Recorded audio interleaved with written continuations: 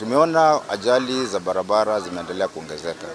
Na tungetaka kuhimiza serikali na vitengo vyote na idara ambazo zinahusikana na usalama katika barabara kuhakikisha kwamba watu wanafuata sheria na ndiposa tuweze kupunguza hizi ajali. There should be a process that filters out those who are not registered and a proper action taken against them.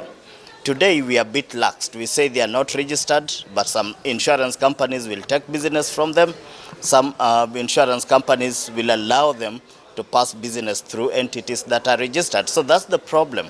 The government should be more forceful in enforcing. Certain programs that have been tailor-made to fit the bank assurance intermediation business at the College of Insurance. We are encouraging our members to continue enrolling for those programs. We also work with the regulator to ensure that all the practitioners within the banking sector that are doing insurance or are offering insurance solutions have the minimum certification that is required by the regulator.